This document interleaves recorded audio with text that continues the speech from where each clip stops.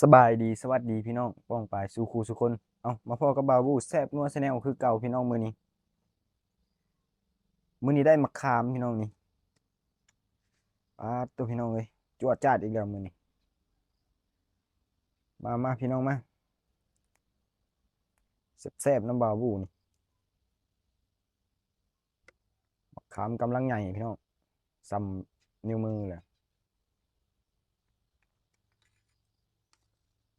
แจวที่เด็ดพี่น้องตอนปลาแดกนี่ปลาโตปลาแดกปลาซิวพี่น้องเลยมาแซ่บน้ำบาวบูเด้อกินกับผักขะแยงน้อยพี่น้องหอมๆเลยคำแรกอืม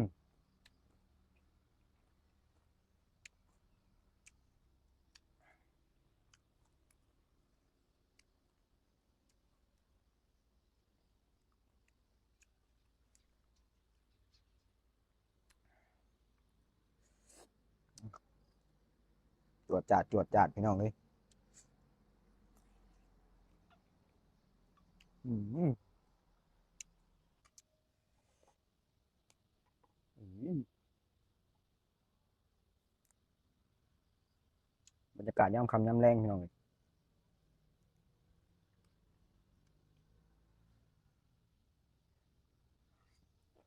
อืม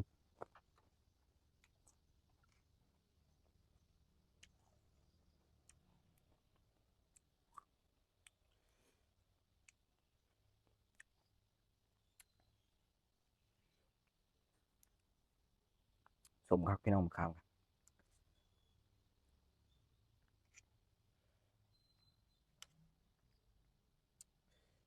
ตอนก่อนพี่น้องอืม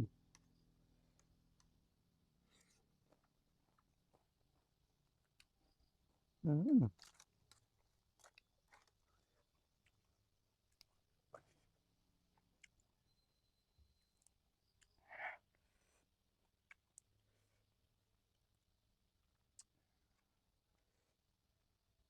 สวงเรื่องมือนี้พี่น้อง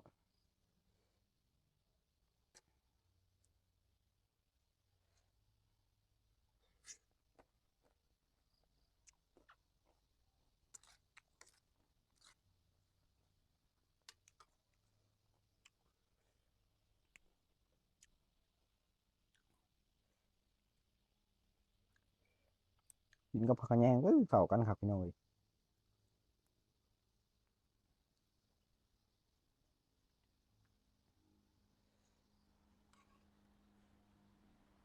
นี่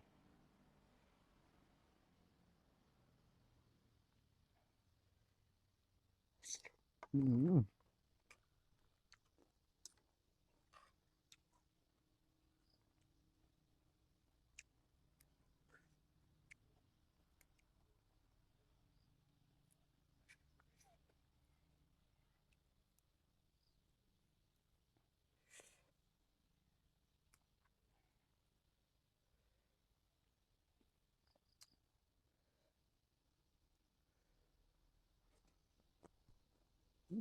นี่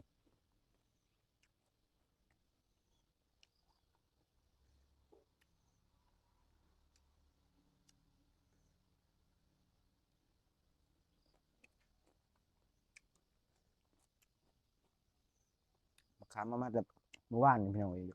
เหี่ยวนี่จังหน่อยอืมมะขามเริ่มใหญ่แล้วพี่น้องเลยแต่ว่าส้มครับ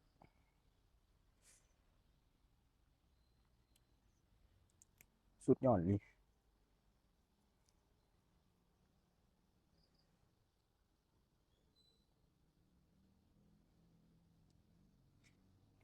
อืม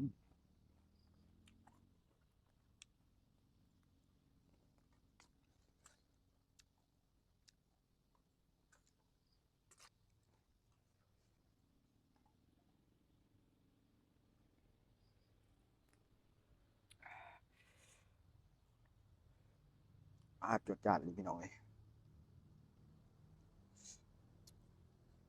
คุยตอนนำตอนปลาแดกปลาซิว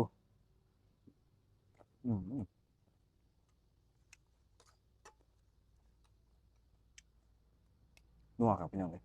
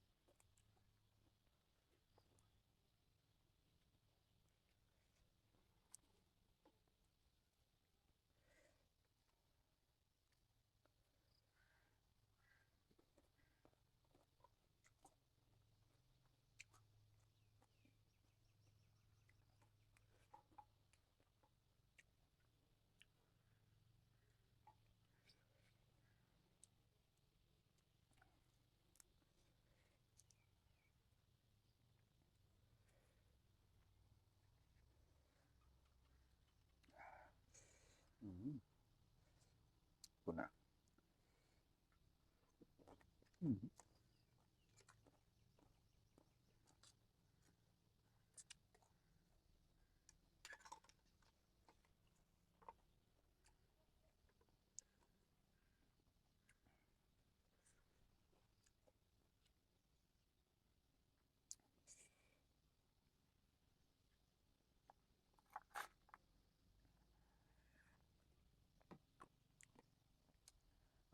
เป็นจังไดกันแน่พี่น้องกับเมนูนี่ส้มมะขามพี่น้องเอ้ยกินครับคะแนนคักพี่น้องก็มีแจ่วจืดตอนปลาแดกปลาซิวนี่จังไดก็มักก็กดไลค์ถูกใจก็กดแชร์ให้บ่าวบูนี่เด้อพี่น้องเด้อคลิปนี้ก็สิขอลาไปก่อนท้ายที่สุดก็ขอกล่าวคำว่าสบายดีสวัสดีพี่น้อง